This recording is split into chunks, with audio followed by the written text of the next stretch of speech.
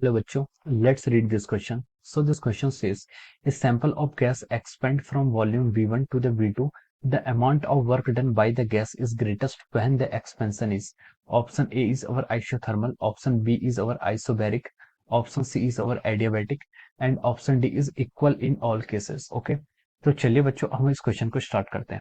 तो देखिए बच्चों इस क्वेश्चन का की कॉन्सेप्ट हम क्या लिख सकते हैं। The key concept of this question, इस क्वेश्चन में हमसे पूछा गया है कि अगर हम सैंपल को एक्सपेंड करते हैं, ठीक है, V1 से V2 वॉल्यूम में, तो हमें बताने की work done by the gas कहाँ पर आपका मैक्सिमम होगा। ठीक है, तो इस क्वेश्चन का आप जो की कॉन्सेप्ट है, इस क्वेश्चन का की कॉन्सेप्ट आप लिख सकते हो वर्क डन बाय गैस। ठीक है, work done by the gas is the key concept of this question. ठीक है, ये इसका क्या हो जाएगा, आपका की कॉन्सेप्ट हो जाएगा।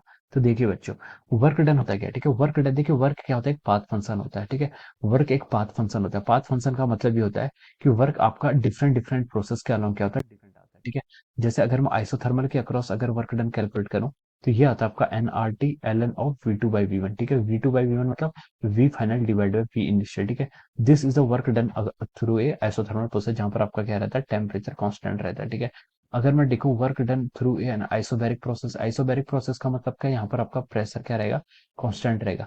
प्रेशर कांस्टेंट रहेगा तो देखिए आप प्रेशर को बाहर ले लीजिए और वी एफ माइनस वी आई। ठीक है, this is our work done in our isobaric process. और अगर मैं फाइंड आउट करूं वर्क डन इन एडियाबैटिक प्रोसेस, ठीक है, एडियाबैटिक प्रोसेस में आपकी हीट एक्सचेंज कितनी होती है, जीरो होती है।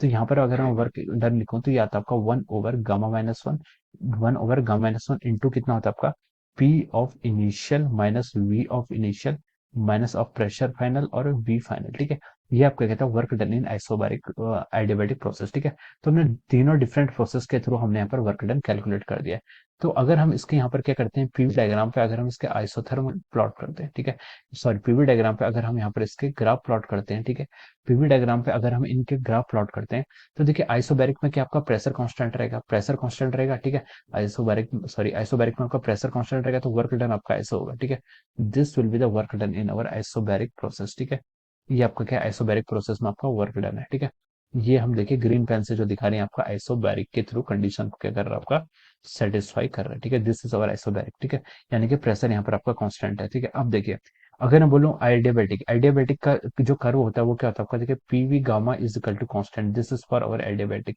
ये आपकी आइडियाबैटिक की कंडीशन होती है। ठीक है, तो देखिए ये कर्व आपको एक रेक्टेंगुलर हाइपरबोला रिप्रेजेंट कर रहा है। रेक्टेंगुलर हाइपरबोला को इसलिए बोलते हैं देखिए क्योंकि इन दोनों का प्रोडक्ट कांस्टेंट है। अगर वॉल्यूम बढ़ेगा तो प्रेशर घटेगा, प्रेशर बढ़ेगा तो वॉल्यूम घटेगा। ठीक है, तो इसका अगर आप जो कर्व प्लॉट करेंगे आपका एडियाबैटिक का, तो ये कर्व आपका ऐसा आता है। ठीक है, दिस इज अ कर्व। ठीक है, ये आपका रेक्टेंगुलर हाइपरबोला की तरह कर्व आता है and this is for our adiabatic process. ठीक है, ये किसके करस्पॉन्डिंग आ रहा है, आपका एडियाबैटिक प्रोसेस के करस्पॉन्डिंग।